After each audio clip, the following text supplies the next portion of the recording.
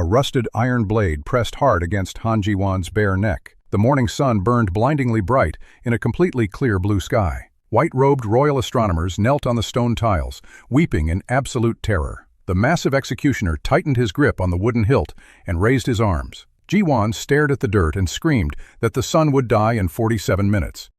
The heavy blade hovered in the cold morning air.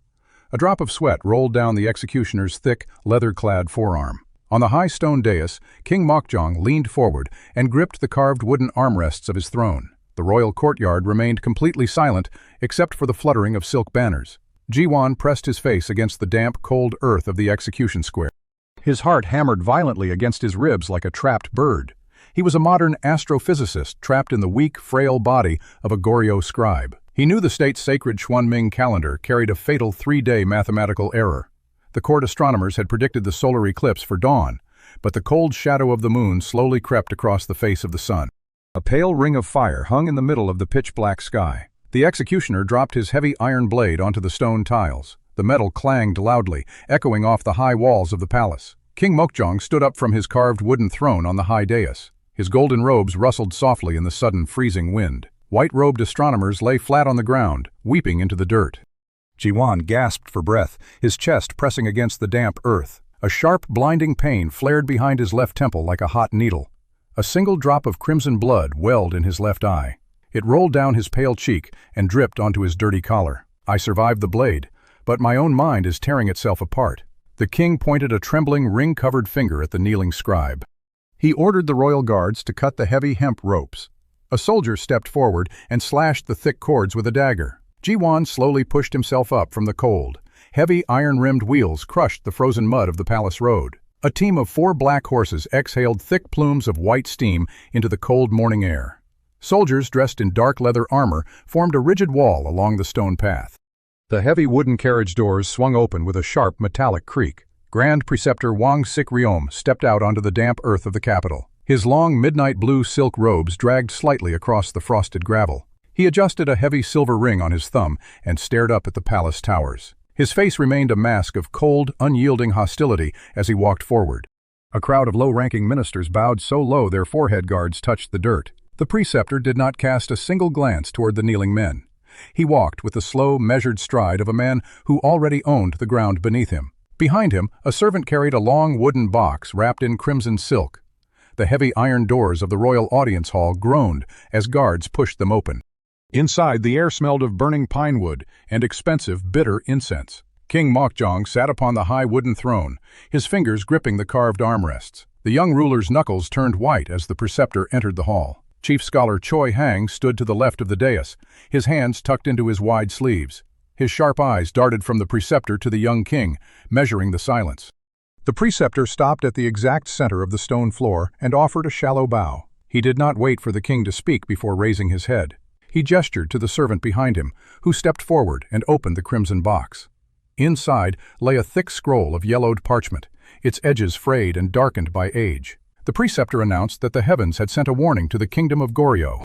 He unrolled the parchment, revealing a painted diagram of a jagged, white-tailed star. He declared that a broom star had been spotted in the northern sky 3 nights ago.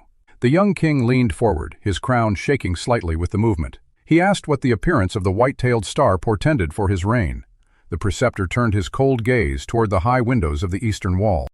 He stated that the ancient texts predicted absolute ruin if the star crossed the Redbird constellation. He explained that such a crossing meant the heavens demanded the immediate abdication of the sovereign. The ministers in the hall began to whisper, their voices rising like a swarm of locusts. Choi Hang stepped forward and argued that the star's path was still highly uncertain. He pointed toward the corner of the hall where Han Ji-won stood silently. He introduced Ji-won as the scribe who had accurately predicted the solar eclipse. The preceptor slowly turned his head to look at the young scribe. His eyes narrowed as he appraised Ji-won's pale face and stained robes. He walked toward Ji-won, his heavy silk robes rustling softly against the stone floor. He stopped a mere 2 paces away, smelling faintly of dried plum blossoms and copper. He challenged the young scribe to calculate the exact path of the broom star. He declared that if the star crossed the Redbird, the king must yield his crown. Ji-won kept his head bowed, but his fingers tightened against his thighs. His left eye throbbed with a dull, rhythmic ache that vibrated behind his temple. The vision in that eye was still a blurry gray fog from the previous calculation. I survived the blade, but this old man is building a much larger gallows for us all. He looked up, meeting the Preceptor's gaze with a calm, steady expression. He requested 3 days and a standard bronze abacus to complete the calculations. The Preceptor smiled, a cold movement of his lips that did not reach his eyes. He granted the request but warned that failure would be treated as high treason against the state. He turned back to the king and bowed with mock reverence before leaving the hall. The heavy doors shut, cutting off the cold wind from the courtyard. Choi Hang immediately led Ji-won into a small, secluded side chamber. The room was filled with dusty scrolls, wooden star charts, and cold tea bowls. The chief scholar slammed his wooden tablet onto a table, his face pale with anger. He warned Ji-won that the Preceptor had laid an inescapable political trap. He explained that the Preceptor already controlled the military forces outside the capital. If the comet crossed the Redbird, the soldiers would march to enforce the abdication. Ji-won sat at the wooden table and pulled a bronze abacus toward himself. The metal frame was cold, its sliding rods slightly rusted at the joints. He closed his blind left eye to stop the painful flickering of light. He stared at the blank parchment before him and began to recall his orbital mechanics. A comet's trajectory followed a highly elliptical path around the sun. He needed to calculate the eccentricity and the perihelion distance using Goryeo measurements. He slid the first brass bead upward with a sharp, metallic click. The sound echoed in the quiet room like a small hammer striking an anvil. He translated the Goryeo calendar's coordinate system into modern angular degrees. His right hand moved across the abacus, the beads clicking in rapid rhythmic succession. The mental pressure began to mount, a familiar heat rising in the back of his skull. A sharp pain pricked the center of his forehead like a hot needle. He ignored the sensation and focused entirely on the mathematical formulas. He calculated the velocity of the comet at its closest approach to the sun. He mapped the position of the Redbird constellation, which corresponded to the southern sky. According to his math, the comet's orbit was highly inclined relative to the ecliptic plane. He slid 3 beads down, then moved 2 more to the top of the frame. The numbers formed a clear, undeniable curve in his mind. The comet would pass through the constellation of the White Tiger, not the Red Bird. It would miss the southern sky entirely, remaining a distant streak in the west. Ji-won paused, his hand hovering over the bronze abacus. A cold sweat broke out across his forehead, dripping onto the wooden table. He realized the Preceptor must have known the star would not cross the Red Bird. Yet, the older man had been entirely confident when he issued the public challenge. Ji-won stood up, his legs shaking slightly from the sudden movement. He walked to the small window and looked out toward the northern district of the city. A thin column of gray smoke rose from the crowded streets near the outer wall. He remembered a rumor he had overheard from the palace guards earlier that morning. A sudden violent sickness was spreading rapidly through the northern slums. The victims suffered from intense stomach cramps, black spots, and sudden death. The court astrologers were already calling it the plague of the broom star. Ji-won's heart hammered against his ribs as the pieces of the puzzle fell into place. The Preceptor did not need the comet to actually cross the Redbird constellation. He only needed the people to believe the comet's curse had already arrived. By poisoning the wells, he could manufacture the physical proof of heaven's wrath. The abdication would proceed, and the mathematical truth would not matter to a dying city. Ji-won gripped the wooden windowsill until his fingers turned white. He is using arsenic to write his own prophecy in the blood of the poor. He turned back to the table and grabbed his writing brush with a trembling hand. He needed to calculate the exact timing of the comet's peak visibility in the sky. He also needed to find a way to prove the northern wells had been poisoned. He began to write down the orbital coordinates on a fresh sheet of paper. The black ink dried quickly in the cold, dry air of the chamber. Choi Hang returned to the room, carrying a small clay lamp to light the darkness. He looked at the sheets of paper covered in Ji-won's strange, compact numbers. He asked if the scribe had found a way to save the king's throne. Ji-won did not look up from his work as he answered the chief scholar.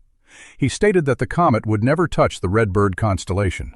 He added that the plague in the north was not a curse from the heavens. He explained that the wells had been deliberately tainted to mimic the star's arrival. Choi Hang gasped, his hand shaking so hard the lamp flame flickered wildly. He warned that accusing the Preceptor of poisoning the wells without proof was suicide. He pointed out that the Preceptor's guards controlled the northern gates of the city. Ji-won stood up and tucked the calculation sheets into his inner pocket. He stated that they had to get to the northern wells before the next sunrise. He picked up a small brass sighting tube from the table and slipped it into his belt. The cold metal pressed against his hip, a physical reminder of the task ahead. They walked out into the dark palace corridors, avoiding the main guard posts. The night air was freezing, biting at Ji-won's face and throat.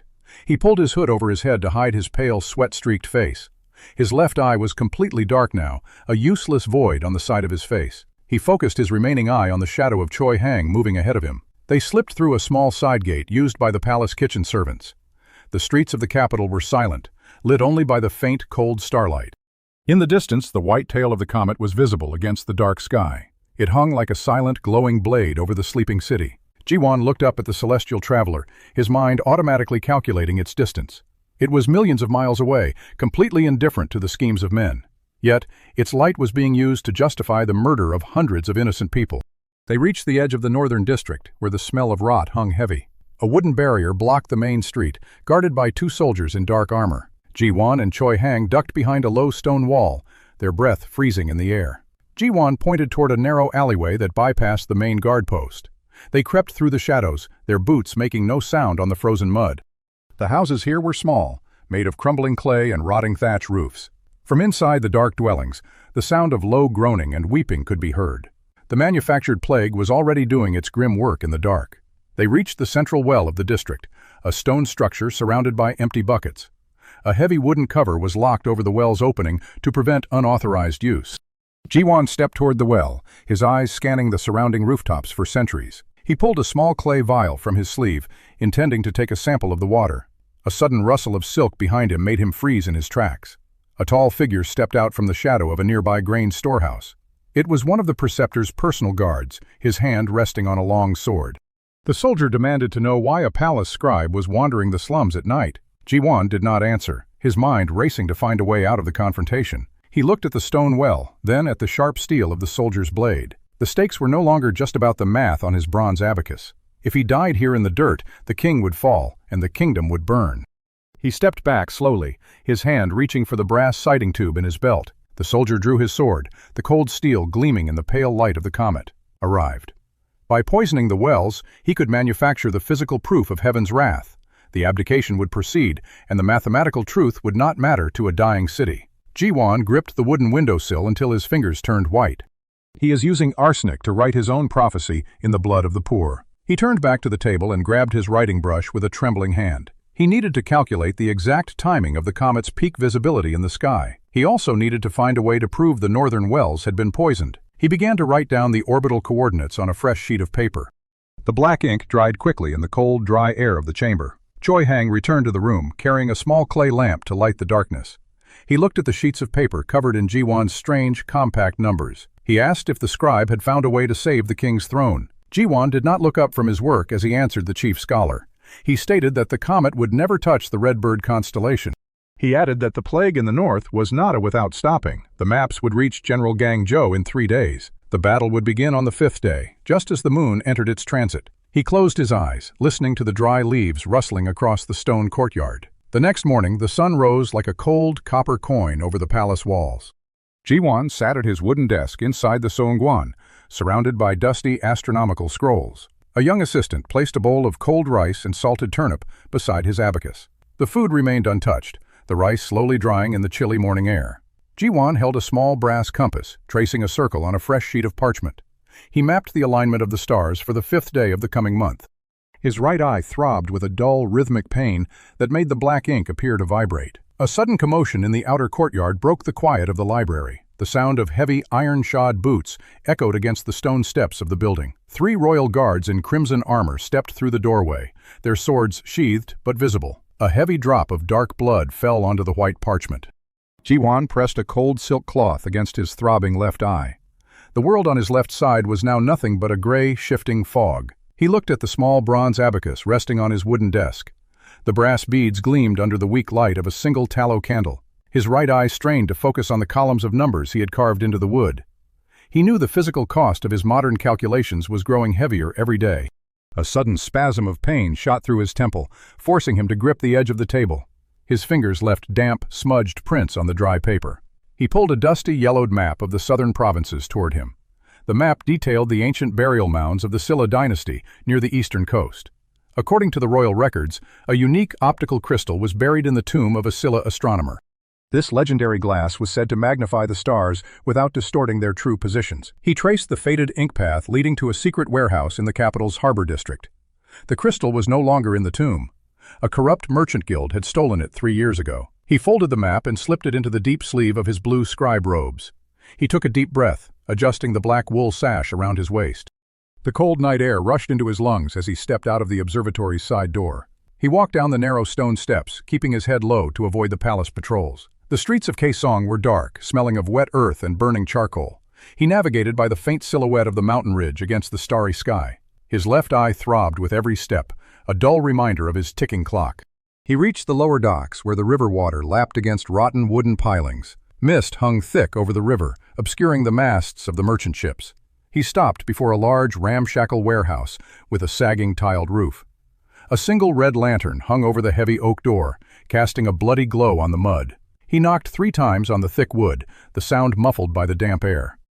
A small iron grate slid open, revealing a pair of suspicious, narrow eyes. Ji-won showed the brass token given to him by Choi Hang's trusted messenger. The heavy iron bolts slid back with a loud metallic scrape. He stepped inside, the door slamming shut behind him immediately. The air inside smelled of dried fish, salt, and expensive foreign spices. A tall, broad-shouldered merchant stood beside a stack of wooden crates. The man wore a heavy silk robe trimmed with gray wolf fur. A deep scar ran from the merchant's left ear down to his thick neck. He introduced himself as the master of the southern trade routes. He demanded to know why a royal scribe had come to his filthy warehouse at midnight. Ji-won did not flinch, keeping his right eye fixed on the merchant's scarred face. He stated that he came to purchase the unpolished crystal from the Silla tomb.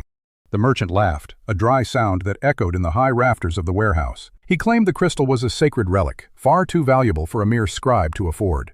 He added that the Grand Preceptor had already offered a chest of silver for the stone. Ji-won stepped closer, his boots crunching on the salt-crusted floorboards. He knew the merchant was lying to drive up the price. He reached into his sleeve and pulled out a small, tightly rolled scroll of mulberry paper. He placed the scroll on top of a nearby barrel of salted herring. He stated that the scroll contained the exact weather patterns for the next 3 years. The merchant squinted at the paper, his thick fingers twitching near his belt. He asked why he should trust the scribbles of a palace astronomer. Ji-won pointed toward the small window high on the warehouse wall. He calculated the current temperature and barometric pressure using his internal modern formulas. He stated that in exactly 3 minutes, a sudden frost would freeze the river mist. He added that the wind would shift to the north, bringing a sudden hailstorm. The merchant stared at him, then pulled a heavy gold pocket watch from his vest. The silence in the warehouse grew heavy, punctuated only by the dripping of water. Ji-won closed his eyes, his mind running the fluid dynamics of the cold front. He counted the seconds in his head, matching them to the steady beat of his pulse. A sudden gust of wind rattled the loose wooden planks of the roof. The temperature in the room plummeted, turning their breath into white plumes.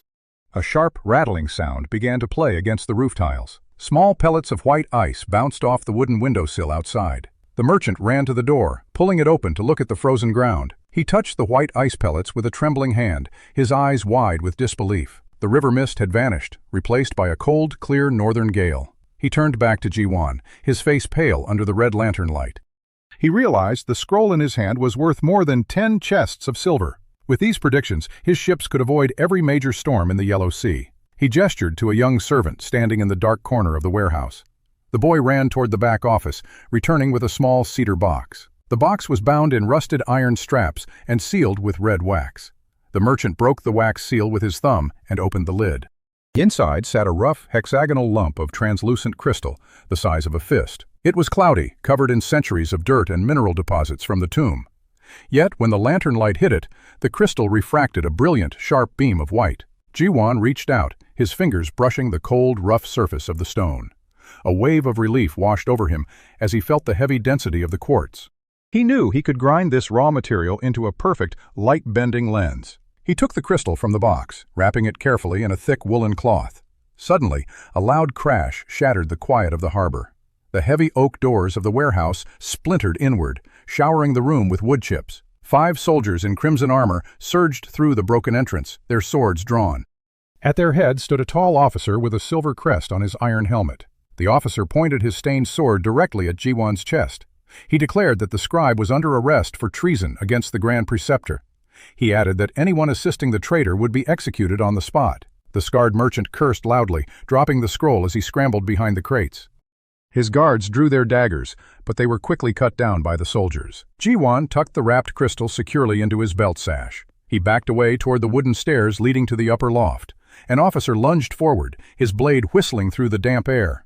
Ji-won ducked, the steel slicing through his loose blue sleeve. He scrambled up the rough wooden steps, his heart hammering against his ribs. His left eye was completely blind now, making it hard to judge the distance of the steps. He reached the high wooden catwalk, 20 feet above the stone floor. Below him, 3 soldiers began to climb the stairs, their iron boots clattering loudly. The other 2 soldiers ran to block the exit below.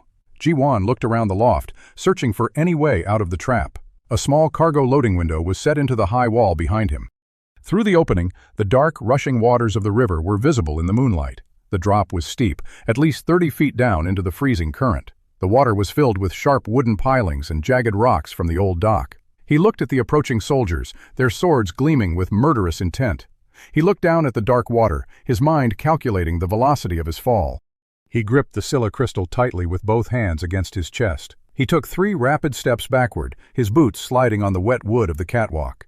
He leaped through the open cargo window, his body hurtling into the cold night air. The wind roared in his ears as the dark river rushed up to meet him. The icy water slammed into his chest like a physical wall.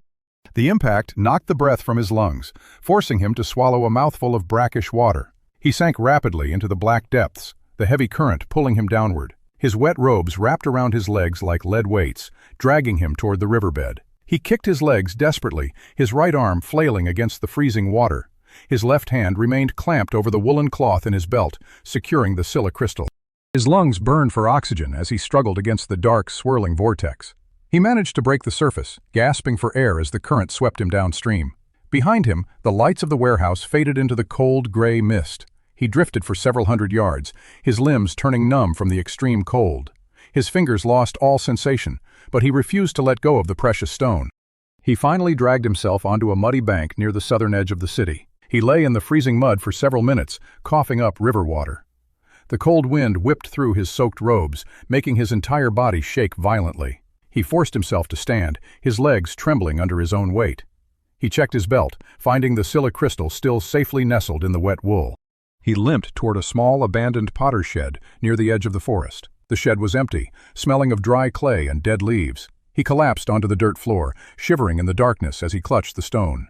"I have the crystal, but my left eye is completely dead to the light." He knew he had only a few days before the pressure in his right eye would do the same. The next morning, the sun rose like a pale yellow coin over the eastern mountains. Ji-won sat in the corner of the shed, using a sharp piece of slate to scrape the dirt from the crystal.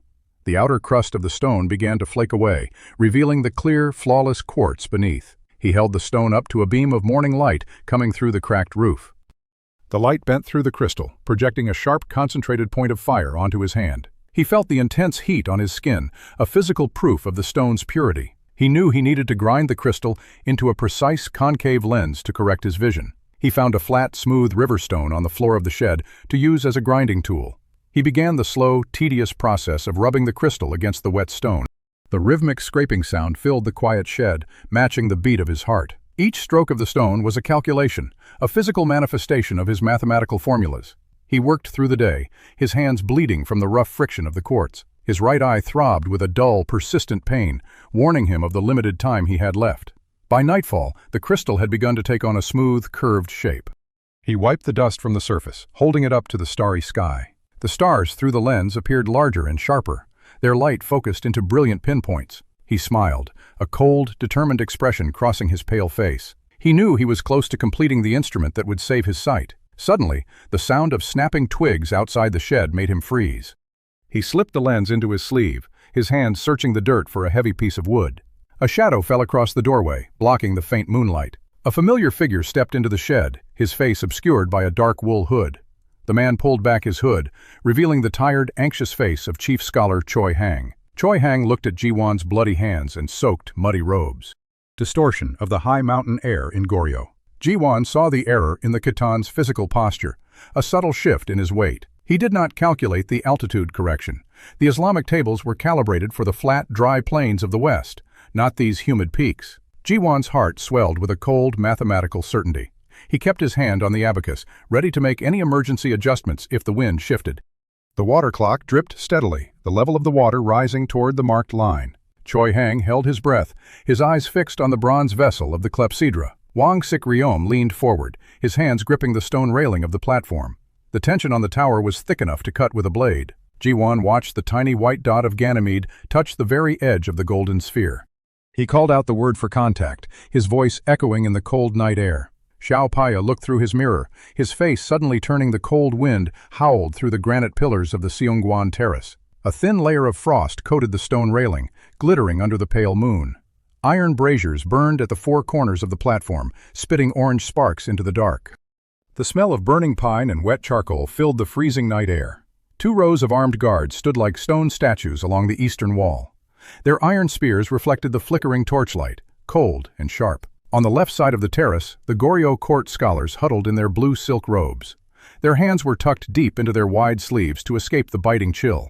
On the opposite side, the Khitan diplomats stood tall in their heavy wolfskin coats. Their leather boots stomped against the granite floor to keep the blood flowing. Grand Preceptor Wang Sikryom sat on a raised wooden dais, wrapped in purple silk. He held a silver cup of warm wine, his face a mask of bored indifference. His eyes never left the young scribe standing at the center of the terrace. Beside the dais, Chief Scholar Choi Hang. A thick smell of boiled ginger and vinegar hung in the small infirmary.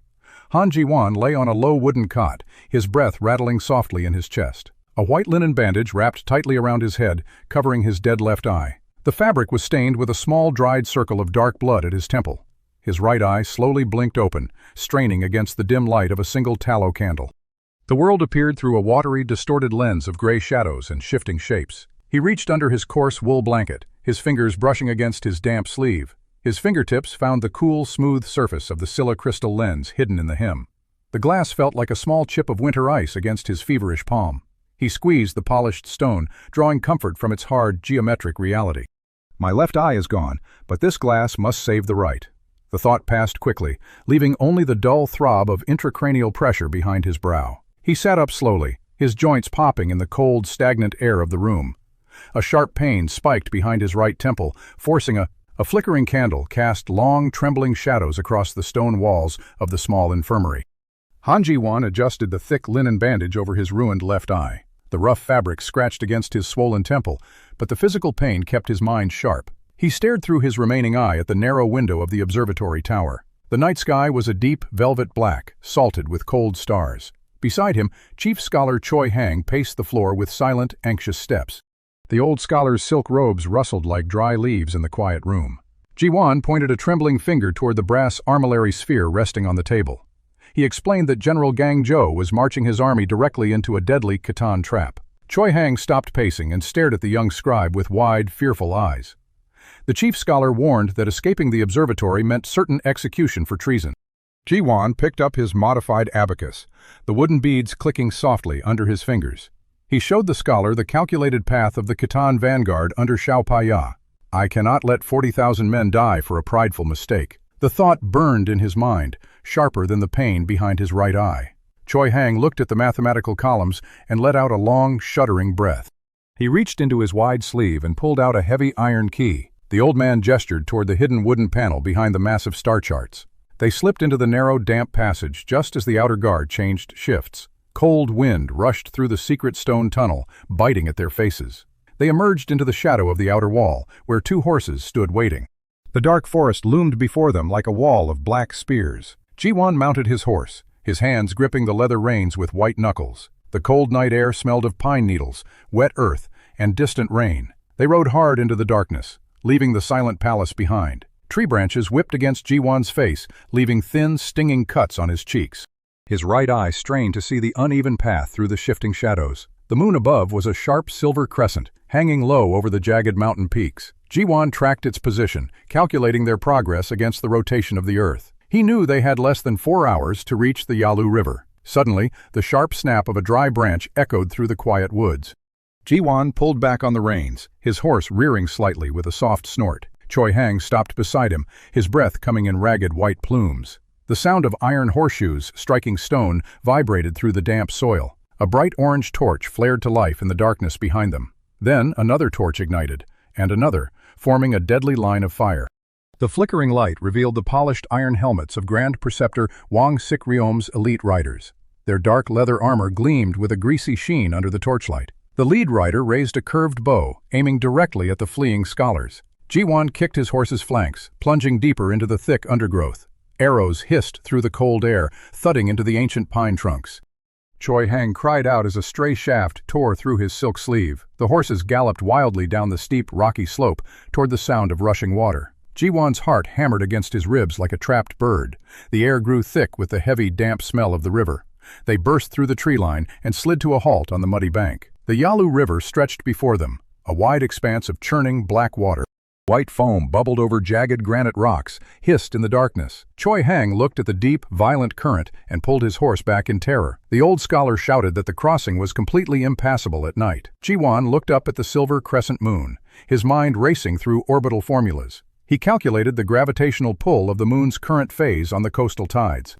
He knew this tributary connected directly to the ocean estuary miles to the west. The water level was rising rapidly, fueled by the incoming spring tide. The surge will peak in exactly 4 minutes. The realization brought a cold, mathematical clarity to his panicked mind. He looked down at the riverbed, noticing a line of partially submerged boulders. The stones formed a natural, winding path beneath the rushing water. He turned to Choi Hang and pointed toward the hidden crossing. The elite riders burst from the forest, their swords drawn and gleaming. Their horses roared, their iron hooves tearing up the wet river mud. Ji-won urged his horse into the freezing water, targeting the first hidden stone. The icy current slammed against his legs, threatening to drag him under. He kept his eyes fixed on the angle of the moon, calculating his balance. Choi Hang followed closely, his horse stumbling but holding its footing on the rocks. The freezing water rose past the horses' chests, splashing over Ji-won's waist. Behind them, the elite riders reached the bank and plunged into the river without hesitation. Their heavy iron armor weighed them down, making their horses struggle in the mud. Ji-won reached the middle of the river, his body shaking violently from the cold. He looked back at the riders, who were now 30 paces behind them.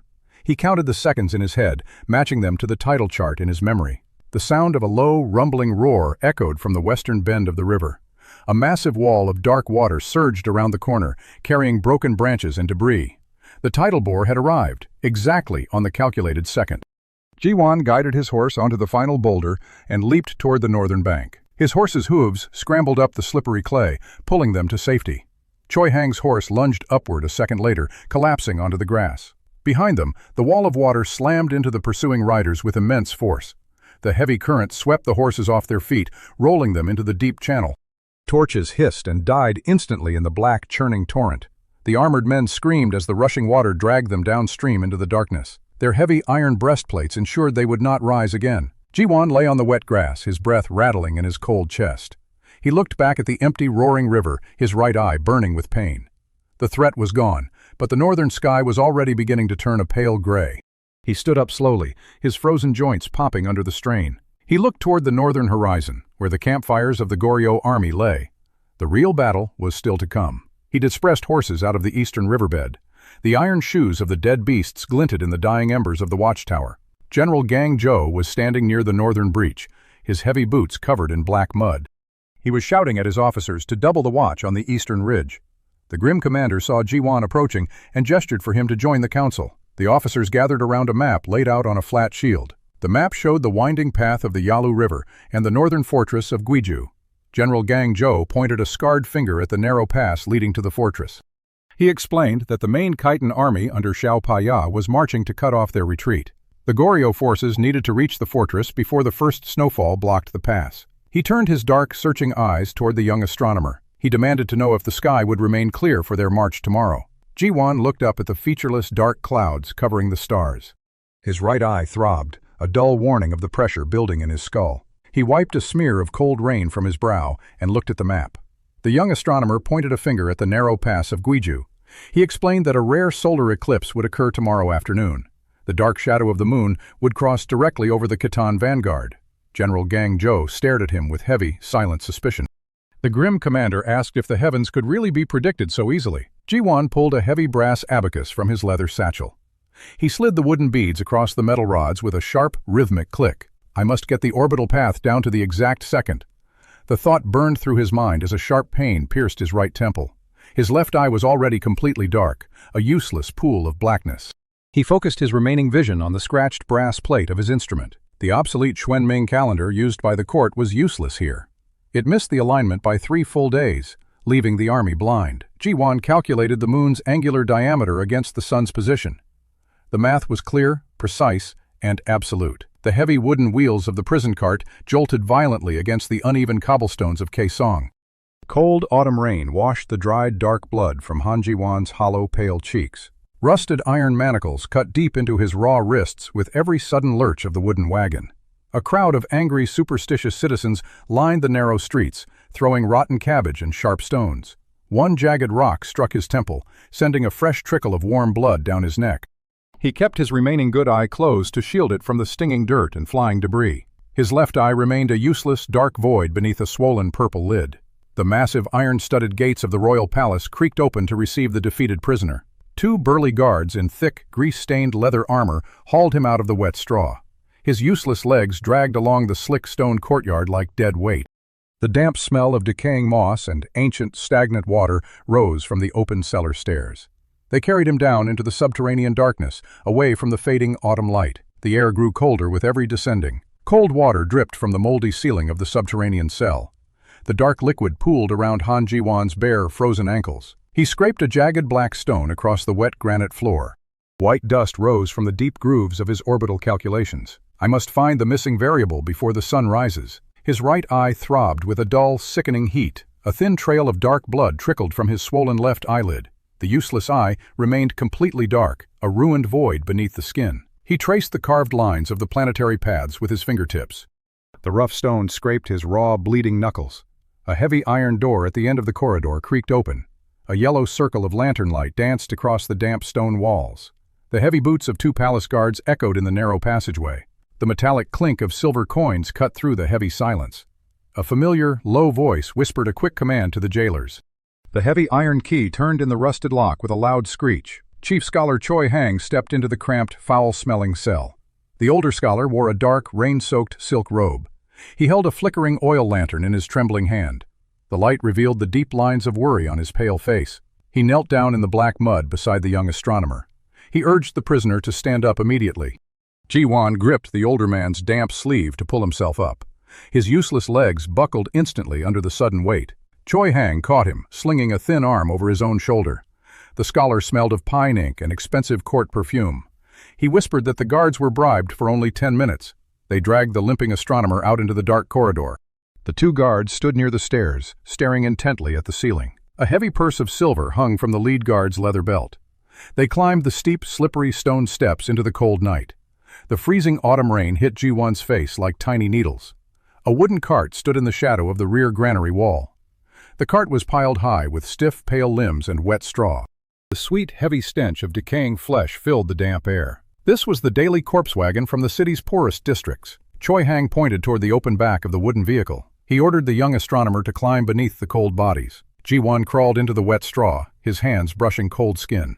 A heavy, lifeless arm fell across his chest, pinning him down. He pulled a layer of dirty straw over his pale face. The wooden boards beneath him groaned as the cart began to move. The metal-rimmed wheels jolted violently against the rough cobblestones. "I am riding with the dead to escape the living." His remaining good eye strained to see through the gaps in the wood. The dark walls of the royal palace slowly receded into the mist. Choi Hang walked beside the cart, holding a false transit permit. The older scholar kept his head bowed against the driving rain. They approached the massive, iron-studded western gate of Kaesong. The heavy wooden barrier remained closed against the night. A dozen guards stood beneath the stone archway, holding long spears. Their red woolen cloaks glinted with the moisture of the storm. A tall officer stepped forward, holding a flickering torch aloft. He demanded to know why a corpse cart was leaving before dawn. Choi Hang stepped in front of the horse, raising his bronze seal. He declared that these bodies carried the deadly northern lung rot. He warned that any delay would anger the spirits of the dead. The tall officer squinted at the seal through the heavy rain. He thrust his long iron spear deep into the pile of straw. The sharp metal tip passed inches from Ji-won's right ear. The young astronomer held his breath, locking his jaw to stay silent. The cold steel blade withdrew, smeared with dark, stagnant mud. The officer shook his head, refusing to open the heavy gate. He stated that the Grand Preceptor had ordered a total lockdown. No one was permitted to leave the capital without a signed royal decree. A sudden shout echoed from the high stone battlements above them. A group of torch-bearing riders emerged from the inner courtyard. The lead rider wore the gilded iron breastplate of the Preceptor's guard. He pointed a heavy iron sword toward the wooden cart. He ordered the gate guards to seize the chief scholar immediately. Choi Hang did not run from the advancing cavalry. He reached into his deep sleeve and pulled out a heavy leather case. He shoved the case through the wooden slats of the cart. The thick leather bundle landed directly against Ji-won's chest. Choi Hang screamed at the driver to whip the horse. The terrified driver lashed the horse's flanks with a leather crop. The beast lunged forward, throwing the heavy wooden gate open. The cart crashed through the wooden barrier with a splintering roar. Ji-won looked back through the gap in the wooden boards. 3 guards tackled Choi Hang into the wet black mud. The older scholar's lantern shattered on the stones, igniting the oil. A brief, bright orange flame illuminated his calm, pale face. He looked directly toward the escaping cart, nodding once. The gilded riders swarmed over him, binding his wrists with iron. The cart rattled down the dark, rocky mountain road at high speed. Ji-won clutched the heavy leather case tightly to his chest. The rough wood of the box felt cold and smooth against his palms. He knew the refined Silla optical lens was safe inside. The cart swerved sharply to avoid a fallen pine branch. Ji-won rolled out of the open back, landing in a deep ditch. The cold mud cushioned his fall, but his bruised ribs screamed. The wooden cart continued down the road, disappearing into the dark. He lay in the wet grass, listening to the distant shouts of the guards. The sound of galloping horses faded into the steady roar of the wind. He dragged his broken body up the steep, rocky slope of the mountain. The northern peaks rose before him like dark, jagged teeth. He looked back at the distant, glowing lights of the capital. He knew that Choi Hang was already entering the torture chambers. The thought of his allies' sacrifice burned hotter than his physical pain. I will make their math useless and destroy their empire. He turned his back on the city and limped into the freezing dark. The mountain trail narrowed into a treacherous ledge of loose shale.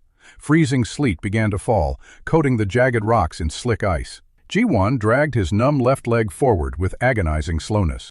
His breath escaped his lips in ragged white plumes of steam. He stopped beside a massive boulder to shield himself from the wind. His trembling fingers fumbled with the brass latches of the leather case. The lid swung open, revealing a velvet-lined interior. Nestled inside lay a thick, circular piece of polished mountain crystal. The Silla Lens caught the faint gray light of the approaching dawn. Its curved surfaces were ground to an impossibly smooth, perfect finish. He held the crystal up to his remaining good eye. The distant, misty pine trees appeared sharp and incredibly close. The lens gathered the weak light, multiplying it within his vision. This crystal will save my sight from the pressure of the math. He carefully closed the leather case and strapped it to his chest. The heavy weight of the lens pressed against his aching ribs. A sudden sharp crack of a dry branch echoed from the trail below. He pressed his back against the cold granite of the boulder. His right eye strained to pierce the thick, swirling mountain fog. 2 dark silhouettes emerged from the mist, holding unsheathed swords. Their iron helmets bore the distinctive crest of the Preceptor's scouts. They moved with quiet, practiced steps, searching the muddy ground. They pointed at a fresh trail of blood smeared on a sharp rock. Ji-won reached down, his fingers brushing against a heavy pine branch. He gripped the rough wood, his knuckles turning white with effort. He waited as the lead scout stepped around the edge of the boulder. The man's eyes widened as he spotted the hidden astronomer. Ji-won swung the heavy branch with all his remaining strength. The solid wood struck the scout's helmet with a dull, metallic clang. The man stumbled backward, his boots slipping on the icy shale. He fell over the edge of the cliff, disappearing into the white abyss. The second scout lunged forward, thrusting his sword toward Ji-won's throat. The sharp steel blade sliced through the shoulder of Ji-won's tunic. Warm blood immediately soaked the torn fabric, freezing in the wind. Ji-won ducked beneath the follow-up swing, his knees hitting the ice. He grabbed a handful of loose, freezing gravel from the path. He flung the sharp stones directly into the scout's open eyes. The man screamed, dropping his sword to clutch his bleeding face. Ji-won scrambled forward, pushing the blinded soldier with his shoulder. The scout lost his footing on the slick ledge and tumbled downward. His body crashed through the pine branches below before going silent. Ji-won lay on the frozen path, his chest heaving with exhaustion. A sharp, stabbing pain flared behind his right temple like fire. A fresh drop of blood fell from his nose, staining the white snow. The intense physical exertion was pushing his intracranial pressure to the limit. I cannot afford to lose my remaining eye on this mountain. He forced himself to stand, using the dead scout's sword as a cane. The iron blade clinked against the stones with every agonizing step. The wind howled through the narrow. The freezing mountain wind whipped a sheet of white snow across the jagged black rocks. Han Ji-won stumbled against a frozen pine trunk, his boots sinking deep into the fresh drift. He dragged his numb left leg forward, leaving a shallow, dark groove in the fresh powder. His breath escaped in rapid, ragged plumes that froze instantly on his high woolen collar. He raised his stiff right hand to shield his face from the biting ice needles. His left eye remained a dark, empty void, completely unresponsive to the blinding white landscape. Inside his remaining right eye, a sudden flash of brilliant blue light flared near the temple. The phantom spark vanished, leaving behind a cluster of floating black specks that drifted across the snow. The extreme cold is pulling my remaining retina away from the back of my eye. He blinked rapidly, trying to clear the gray shadow spreading across his narrow field of vision. His trembling fingers clutched the heavy leather case strapped tightly to his chest. The Silla optical lens rested inside, its thick crystal surface offering a cold, reassuring weight. He reached into his sleeve to touch the cold brass frame of his modified Goryeo abaci. The small wooden beads clinked softly beneath his stiff, unresponsive fingertips. He looked up at the towering, snow-covered peaks of the northern mountain pass. The fortress of Gwiju lay somewhere beyond this frozen wall of jagged rock and ice. He knew the Goryeo army was regrouping there under the defeated General Gang Jo. The wind howled through the narrow ravine, sounding like the screams of dying soldiers. The memory of the Mount Baekdu volcanic disaster burned in his mind like a hot coal. He remembered the thick black ash falling from the sky, obscuring his perfect solar eclipse. The state astrologers had called him a fraud, and the retreating soldiers had cursed his name. Now a bounty of 50 gold pieces hung over his head, signed by the Grand Preceptor himself. He slipped on a patch of black ice, his knees slamming into the hard, frozen stone. A sharp, nauseating pain shot upward from his bruised ribs, stealing his breath. He lay in the snow for several seconds, listening to the rapid pounding of his heart. A thin trickle of warm blood leaked from his right nostril, freezing into a red crust. The intracranial pressure was rising again, threatening to burst the delicate vessels in his brain. He forced his shaking arms to push his heavy body off the frozen ground. He used the dead scout's iron sword as a makeshift cane, driving the tip into the ice. The metal clinked against the hidden shale, a lonely sound in the vast white silence. He looked down at the valley below, searching for any sign of his pursuers. The thick, swirling blizzard obscured the trail, hiding the Preceptor's elite riders in the gray mist. He turned back to the steep incline, dragging his heavy, frozen limbs upward. A faint smell of burning pine wood drifted through the freezing thin air. He stopped, his right eye straining to pierce the dense, blowing snow. A thin wisp of gray smoke rose from a cluster of boulders 50 paces ahead. He approached the rocks slowly, keeping his body low against the white drifts. A ruined stone shrine emerged from the mist, its wooden roof collapsed under the heavy snow. A small, flickering orange fire glowed within the dark, hollow interior of the structure. 3 men huddled around the flames, their tattered military cloaks marked with grease and dirt. Their rusted iron helmets lay on the stone floor, stripped of their official Goryeo crests. These were deserters from the Northern Army, men who had fled the slaughter at the Yalu River. Ji-won stepped forward, but his numb foot struck a loose stone, sending it clattering. The 3 soldiers leaped to their feet, drawing their notched iron swords in unison. A tall, broad-shouldered man with a scarred jaw stepped into the snowy doorway. He pointed his blade directly at the shivering scholar's throat. Ji-won raised his hand slowly, showing his empty palms to the hostile guards. The wind ripped the hood from his head, exposing his pale, blood-stained face. The scarred soldier froze, his eyes widening as he stared at the astronomer's features. He pulled a crumpled piece of parchment from his belt, unfolding it with shaking hands. The charcoal drawing on the paper matched the blind scholar's face perfectly. The deserter declared that this was the false prophet who had cursed the Goryeo army. The other 2 soldiers stepped forward, their faces twisting into expressions of pure hatred. They accused him of blinding the army with his lies, while the Khitan cavalry slaughtered their brothers. The scarred leader tightened his calloused grip on the notched iron sword.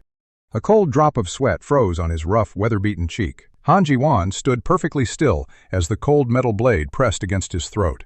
The freezing wind whistled through the gaps in the ruined stone shrine. He looked past the glittering edge of the sword at the swirling white vortex. His single functioning eye tracked the subtle angle of the heavy snow was drifting 3 degrees to the northeast every 10 seconds. He slid his trembling right hand down his heavy woolen sleeve. His stiff fingertips touched the cold brass frame of his modified Goryeo abacus. The atmospheric pressure is dropping rapidly as the wind shear approaches. He told the scarred soldier that the howling blizzard would vanish before the fire died. The 3 deserters let out a bitter, mocking laugh that echoed off the stone. Their thick, white breath rose in dense clouds toward the collapsed wooden roof. The second soldier raised a heavy hemp rope with a pre-tied noose. He pointed a dirty finger toward a sturdy pine branch extending over the ruins. A freezing wind swept across the barren plains of Gwiju, carrying the scent of wet iron and oncoming snow. The massive Goryeo army stood in silent, rigid formations beneath the shadow of the stone fortress. Row after row of rectangular wooden shields formed a solid wall against the gray northern horizon. Han Ji-won stood on the highest wooden platform of the central command tower, his boots frozen to the planks. He raised his trembling right hand to his face, shielding his single functioning eye from the biting glare. A thick leather bandage covered his left eye, already ruined by the brutal mathematical strain of his previous calculations. Beside him, General Gang Jo gripped the wooden railing so hard his knuckles turned a bloodless white. The veteran general looked down at the vast valley where the Khitan forces were assembling in the distance. A dark, endless sea of ironclad cavalry stretched from one side of the horizon to the other. At the front of the Liao vanguard, Xiao Paya sat atop a massive black warhorse, his silver helmet catching the pale light. The brilliant Khitan commander raised a brass-rimmed astrolabe toward the dim, overcast sky. He knew the Goryeo forces were desperate, relying on the mad predictions of a disgraced royal astronomer. Xiao Paya lowered his instrument and gave a cold, dismissive nod to his flag-bearers. A dozen red silk banners snapped in the freezing wind, signaling the immediate advance of the heavy cavalry. The ground began to vibrate, a low, rhythmic thrumming that rattled the loose gravel in the Goryeo trenches. Thousands of armored horses surged forward, their iron-shod hooves tearing the frozen mud into black clods. Jiwan looked up at the pale sun, which hung like a dull pewter plate behind the thin, high clouds. His right eye throbbed with a dull, sickening heat, a warning sign of the rising pressure inside his skull. He reached into his thick woolen sleeve and pulled out his modified Goryeo abacus. The small wooden beads clinked softly as his stiff, numb fingers slid them along the brass rods. "I have exactly 12 minutes before the shadow touches the eastern limb." He whispered the calculated coordinates to the trembling scribe standing behind him. The young scribe quickly painted the numbers onto a wooden tablet, his hands shaking so violently he splattered black ink. Down in the valley, the Goryeo vanguard braced for the impact of the massive Khitan charge. The heavy, iron-tipped spears of the front rank lowered in unison, forming a jagged hedge of steel. The Khitan cavalry hit the Goryeo line with a deafening crash of splintering wood and screaming men. The force of the collision threw several Goryeo soldiers backward into the freezing mud. Blood splattered across the white snow, turning the pristine ground into a chaotic mess of red and black. Xiao Paya watched the breakthrough from his horse, a calm, satisfied smile playing across his lips. He ordered his secondary flank to wheel left, aiming to cut off the Goryeo retreat toward the fortress gates. On the command tower, General Gang Zhou turned his desperate gaze toward the silent astronomer. He demanded to know when the promised darkness would arrive to save his dying men. Jiwan did not answer, his entire focus locked on the tiny wooden beads of his abacus. A sharp, stabbing pain shot through his right temple, making his vision blur into a watery haze. He squeezed his eyes shut, but a thin trickle of warm blood immediately leaked from the corner of his eyelid. He wiped the red smear away with his sleeve, refusing to let the general see his physical weakness. He opened his right eye again, forcing his distorted vision to focus on the sun. A tiny, dark crescent had just appeared on the upper edge of the solar disk. The hybrid eclipse had begun, exactly as his modern orbital calculations had predicted. Xiao Paya noticed the sudden, strange dimming of the daylight and looked up in confusion.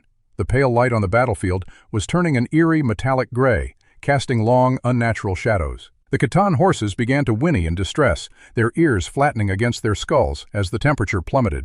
The cold air grew thick and heavy, smelling of ozone and frozen earth. Jiwan raised a yellow signal flag, his arm shaking under the immense weight of his physical exhaustion.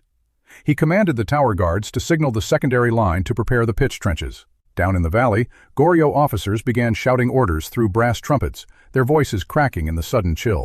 Soldiers withdrew long, oil-soaked torches from iron braziers, holding them ready near the hidden trenches. The sun was rapidly shrinking now, transforming into a thin, brilliant crescent of blinding white light. The sky above the Guiju Valley turned a deep, bruised purple, and the brighter stars began to flicker into view. A collective gasp rose from the Khitan ranks as the day turned into an unnatural, freezing night. Xiao Paya screamed at his men to maintain their formation, but his voice was drowned out by the rising panic. The Khitan horses, terrified by the sudden disappearance of the sun, began to rear and plunge blindly. Jiwan watched the chaotic movement through his failing right eye, which was now filled with floating red spots.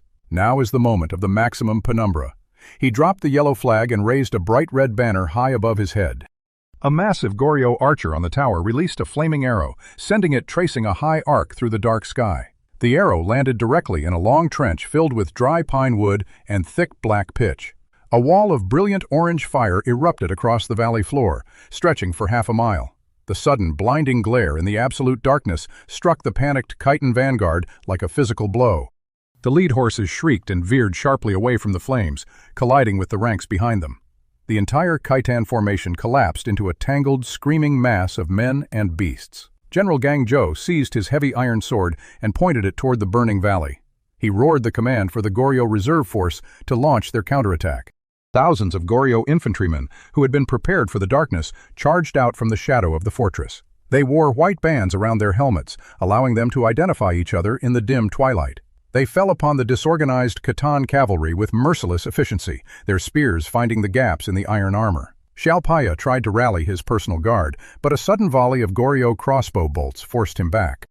He looked up at the sun, which was now a perfect burning ring of fire in the black sky. The sight of the dark sun filled his superstitious soldiers with absolute, paralyzing terror. Many of them threw down their weapons and fell to their knees, begging the heavens for mercy. On the tower, Jiwan felt a massive wave of dizziness wash over him, threatening to knock him off his feet. He leaned heavily against the wooden railing, his breath coming in short, ragged gasps. A sudden, violent cough shook his chest, and he spat a mouthful of dark blood onto the frosty wood. His remaining eye was failing fast, the edges of his vision dissolving into an absolute velvety blackness. He could no longer see the battlefield, only the bright, burning ring of the eclipse burned into his retina. He reached down to touch the abacus, but his fingers had lost all sensation, unable to feel the cold brass. I have given them their victory, but the price is my own sight. He heard the distant, triumphant cheers of the Goryeo soldiers rising from the valley below. The Khitan army was in full retreat, their legendary cavalry shattered by the calculated darkness.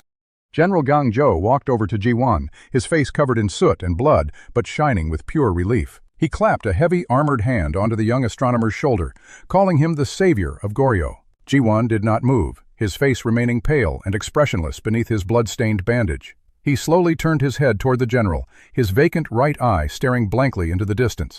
He told the general that the victory was temporary and that they must prepare for the next alignment. The general's smile faded as he realized the astronomer could no longer see his face. The cold wind continued to howl through the Guiju Pass, carrying the smoke of the burning pitch into the dark sky. The ring of fire began to slide apart, releasing a brilliant bead of sunlight that shattered the twilight. The bright, natural day returned to the valley, revealing the thousands of fallen Khitan soldiers on the bloody snow. But for Han Jiwan, the darkness remained, heavy and absolute, as he stood silent in the returning light. Shaky but precise, he had the exact numbers he needed to expose the Preceptor's final, grandest lie. Scene 17. The morning of the coronation. The dawn arrived with a cold, pale light that offered no warmth to the city. Jiwan stood by the small window of the scribe's house, his right eye fixed on the sky. The clouds were thin and high, offering a clear view of the sun for the coming ceremony. He wrapped the Silla Lens in a clean piece of silk and tucked it back into his robe. He told the young scribe to stay inside and keep the door locked until the sun reached its peak. The scribe grabbed his sleeve, his eyes filled with a desperate, pleading look. He warned Jiwan that the palace courtyard would be filled with hundreds of armored guards. He said that entering the palace now was nothing short of a suicide mission. Jiwan gently pulled his sleeve away from the scribe's trembling grasp. He stated that if he did not go, the darkness would remain over Goryeo. The stone walls of Kaesong rose like black cliffs against the starlit sky. Cold mountain air carried the smell of burning pine and wet iron down the valley. Han Jiwan leaned his shoulder against a frozen pine trunk to keep his balance. A thick linen bandage covered his left eye, stained with a small circle of dried blood. His remaining right eye scanned the high battlements, squinting through a haze of floating red spots. My calculations must be correct to the very second. He reached into his heavy wool robe and pulled out the polished Silla Lens. The clear optical crystal caught the faint starlight, gleaming with a cold blue reflection. Beside him, 12 veteran soldiers of the Guiju garrison crouched low in the frozen brush. Their iron armor was dented and scarred from the brutal battle against the Khitan cavalry. They held their long spears with white knuckles, their breath rising in thick plumes of steam. Lieutenant Kang pressed his shoulder against the rough bark of a nearby tree. He whispered that the iron-reinforced gates of the capital were too thick for their axes. He pointed. The shattered remnants of the oak doors groaned as they settled onto the polished black jade floor. A thick cloud of gray stone dust drifted through the opening, catching the bright afternoon light. Han Jiwan stepped over the splintered wood, his boots leaving white footprints on the dark stone. His right hand gripped a notched bronze abacus, his fingers stained with fresh black ink. A blood-soaked linen bandage covered his left eye, the fabric stiffening in the cold draft. His remaining right eye scanned the vast chamber, squinting through a haze of floating red spots. I must hold this eye open until the final calculation is complete. At the far end of the hall, Wang Sik-ryom stood upon the triple-tiered golden dais. The Grand Preceptor wore the heavy crimson robes of the sovereign, embroidered with golden dragons. His hands held the jade-inlaid crown of Goryeo, just inches above his graying head. Dozens of high-ranking nobles crouched on their knees along the sides of the chamber. They froze in their tracks, their terrified eyes darting between the crown and the bleeding astronomer. Wang Sik-ryom lowered the golden circle, his knuckles turning white against the polished jade. His face twisted into a mask of murderous rage as he stared at the intruder. He demanded to know how a condemned heretic had bypassed his elite palace guard. Ji-won did not answer, his chest heaving as he fought for every breath. Behind him, 5 loyal soldiers of the Gwiju garrison stepped into the hall, their spears raised. Their iron armor was dented and scorched from the meteor storm that had breached the gates. Lieutenant Kang stood at Ji-won's shoulder, his face covered in soot and sweat. He warned the nobles that the palace was surrounded by the victorious northern army. A murmur of panic rippled through the assembled court, several ministers shifting away from the dais. Ji-won raised his bronze abacus, the metal rods clinking in the sudden silence of the hall. He pointed a finger at the Grand Preceptor, his voice echoing off the high vaulted ceiling. He declared that the man on the dais was a traitor who ruled through manufactured terror. He stated that the Preceptor's holy calendar was a lie, designed to keep Goryeo in darkness. The Grand Preceptor laughed, a cold, sharp sound that carried no warmth. He stepped down the first tier of the dais, his heavy robes rustling against the stone. He called Ji-won a blind peasant who had escaped the executioner's blade through cheap tricks. He reminded the court that the heavens had blessed his rise with a glorious solar eclipse.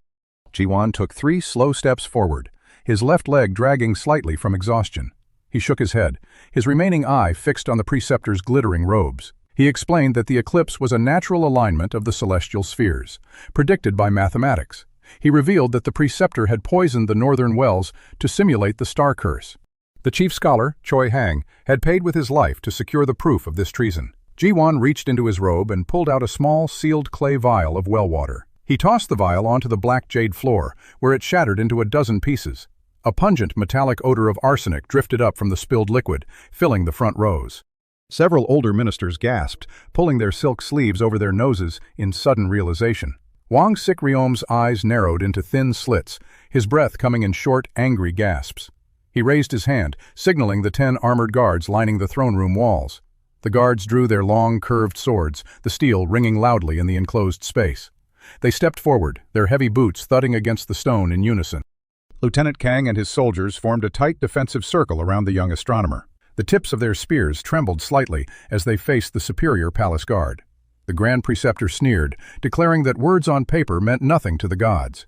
He claimed that only the true ruler of Goryeo could command the signs of the heavens. He challenged Ji-won to prove his connection to the divine right here and now. He demanded an immediate, undeniable sign from the gods before the court. He stated that if the sky did not answer within the hour, Ji-won would be flayed alive. The nobles looked out the high, arched windows of the hall, searching the clear blue sky. The afternoon sun shone brightly, without a single cloud to obscure its brilliant light. There was no sign of a storm, no eclipse, and no meteor shower in the daytime sky.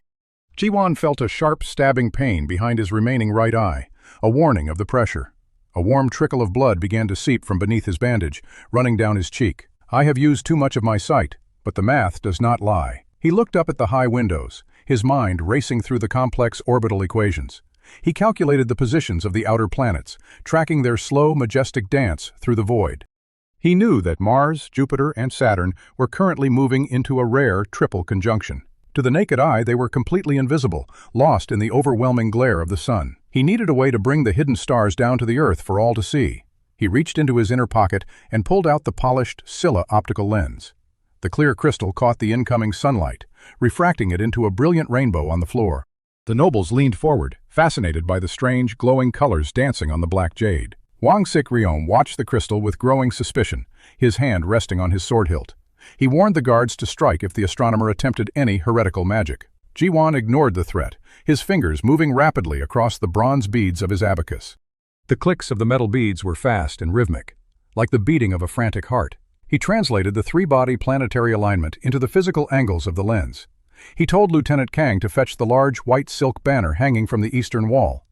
The soldier hesitated for a second, then rushed over and tore the heavy fabric down. They stretched the white silk tight across the floor, creating a large, smooth screen. Ji-won knelt on the cold stone, his knees aching from the dampness of the palace dungeons. He held the Silla Lens at a precise angle, catching the direct beam of the afternoon sun. He projected the sun's bright, circular image onto the center of the white silk screen. The projection was a perfect, glowing disk of white light, casting a soft glow on his face. The court ministers gathered around the screen, keeping a safe distance but whispering in awe. Wang Sikryom stepped down the final tier of the dais, his eyes fixed on the projected light. He demanded to know what a simple shadow on a cloth could possibly prove to the gods. Ji-won did not look up, his right eye focused entirely on the faint distortions in the projection. He adjusted the focal length of the lens by a fraction of a millimeter, his hand shaking. He stated that the heavens were not empty, even when the sun blinded the eyes of men. He explained that the three great planets were currently passing directly behind the solar disk. He promised that the gods would reveal their alignment on the silk within 3 minutes. The Grand Preceptor mockingly declared that the astronomer was simply stalling for time. He ordered the captain of the guard to prepare the executioner's block in the courtyard. The captain stepped forward, his heavy hand resting on Ji-won's shoulder with brutal force. Ji-won did not flinch, his fingers locking the abacus beads into their final, absolute positions. 2 minutes remaining, or my life ends on the stone. He watched the glowing white circle on the silk screen, his vision beginning to blur at the edges. A sudden, sharp spasm of pain shot through his brain, forcing a low groan from his throat. More blood dripped from his bandage, staining the white silk screen with dark red spots. The nobles watched the screen in absolute silence, the tension in the room thick and suffocating. A tiny dark speck appeared at the outer edge of the projected solar disk. The speck was perfectly round, moving with a slow, deliberate speed across the white light. A second later, 2 more dark spots emerged from the opposite side of the projection. The 3 black spheres moved toward the center of the screen, their paths aligning perfectly. The ministers gasped, several of them falling to their knees in sheer, superstitious terror. They recognized the shapes of the wandering stars, visible for the first time in broad daylight. The 3 dark silhouettes merged in the center of the sun, forming a single, perfect alignment. The projected light on the silk screen shifted, the 3 planets blocking the light to form a cross. A brilliant, piercing beam of refracted light shot out from the lens, illuminating the entire hall. The light struck the golden throne, casting a long, dark shadow of the Preceptor across the dais. Wang Sik-ryom staggered backward, his hands flying up to shield his eyes from the sudden glare. The jade-inlaid crown slipped from his grasp, clattering loudly down the stone steps. It rolled to a stop at the feet of the chief scholar's young scribe, who stood near the door. The young scribe picked up the crown, his eyes filled with a mixture of fear and triumph. He declared that the heavens had rejected the Preceptor, choosing the light of truth instead. The nobles rose from their knees, their faces pale as they looked at the cowering politician. They turned their backs on the dais, marching toward the center of the hall to surround Ji-won. The palace guards lowered their swords, realizing that the tide of power had completely turned. Wang Sik-ryom screamed for his guards to fight, but his voice was drowned out by the shouting. Lieutenant Kang stepped forward, his heavy iron gauntlet grabbing the Preceptor's shoulder. He declared the Grand Preceptor arrested for high treason against the king and the state of Goryeo. Ji-won let out a long, shuddering breath, his hands finally losing their grip on the Silla Lens. The crystal rolled onto the silk, its brilliant projection fading as the sun shifted behind the clouds. The young astronomer collapsed onto his side, his body completely spent from the immense mathematical strain. His remaining right eye went completely dark, the world dissolving into a quiet, absolute blackness. He could hear the distant, joyous cheers of the court, but he could no longer see their faces. He lay on the cold, jade floor, his fingers touching the bronze abacus that had saved his life. I have won the hall, but the price of the stars is my own sight. Rhythm of the calculations had a specific natural harmony. He stated that an error in the math was like a discordant note in a song. He moved to the next desk, his fingers brushing against a large bronze abacus. The abacus was custom-made, its beads carved from heavy river jade to provide distinct tactile feedback. He slid 3 beads upward with a sharp, practiced flick of his thumb. He commanded the second row of scribes to begin mapping the water levels of the northern rivers. He explained that the solar cycles would shrink the Yalu River to a shallow stream within 3 years. He warned that the Khitan cavalry would use the dry riverbeds to bypass Goryeo's border fortresses. Choi Hang entered the room, his heavy silk robes rustling against the wooden floorboards. He held a small, leather-bound case in his hands, his expression serious. He set the case on the table before Ji-won, opening the brass clasp with a sharp click. Inside lay the refined Silla optical lens, its curved crystal surface catching the faint lantern light. Choi Hang whispered that the crystal light across the hall. The light struck the golden throne, illuminating the cowering figure of the Preceptor. A collective gasp rose from the assembled nobles, many of them falling to their knees. They stared at the terrifying celestial sign, then at the bleeding astronomer on the floor. Ji-won's vision went completely black, the last trace of light vanishing from his world. He sat in absolute darkness, the sound of his own heavy breathing echoing in his ears. He felt another wave of nausea wash over him, vomiting blood onto the cold jade stones. He did not let himself fall, keeping his back straight and his head held high. He continued to speak the mathematical proof, his voice echoing off the high stone walls. He detailed the exact orbital periods of the 3 wandering stars to the silent court. The sheer, terrifying resolve of the blind astronomer struck fear into the hearts of the ministers. They looked at his bloody face and realized they were standing before a true messenger of heaven. The chief scholar stepped forward, his voice trembling as he addressed the assembly. He declared that the false calendar of the Preceptor had been exposed by dismissed the warning as the lingering fever of a strained mind, urging Ji-won to rest in the infirmary. The chief scholar walked away, his voice joining the cheerful chatter of the gathering ministers. Ji-won stood alone in the rain, his blind eyes staring into the dark courtyard. He knew that no one in this superstitious court would believe a prediction of a 10-year drought. They wanted miracles of light and dark, not the slow, grinding misery of failing crops. He turned toward the young scribe Myung, his voice quiet but commanding. He ordered the boy to lead him back to the private library of the Seongwan. Myung took his sleeve, guiding him through the labyrinth of stone corridors and wooden doorways. The familiar smells of old parchment, dry pine, and beeswax washed over him as they entered the library. Ji-won sat at his desk, his hands instantly finding the smooth cedar surface. He reached for the leather case containing the refined Silla optical lens. His fingers brushed against the cold, curved crystal, but he did not pick it up. The lens was useless to him now. Its brilliant focal point, the heavy golden doors of the royal throne room, swung open with a low, resonant groan. King Mokjong sat upon the high jade dais, his fingers gripping the carved dragon armrests. Below the steps, Han Ji-won stood as straight as a spear in the center of the grand hall. Thick layers of clean white linen wrapped around his head, completely covering his ruined eyes. A faint, yellow stain of medicinal herbs seeped through the fabric near his left temple. He held his hands folded inside the wide sleeves of his dark scholar robes. The silence in the room was absolute, broken only by the distant rustle of silk banners. Dozens of ministers lined the walls, their heads bowed so low their hats almost touched the floor. They no longer looked at the young astronomer with suspicion or murderous intent. They looked at the white bandages over his face with a quiet, trembling reverence. The Grand Preceptor's empty seat remained dark and cold on the far side of the chamber. Wang Sik-ryom was gone, but the ghost of his treason still hung heavy in the air. King Mokjong raised a hand,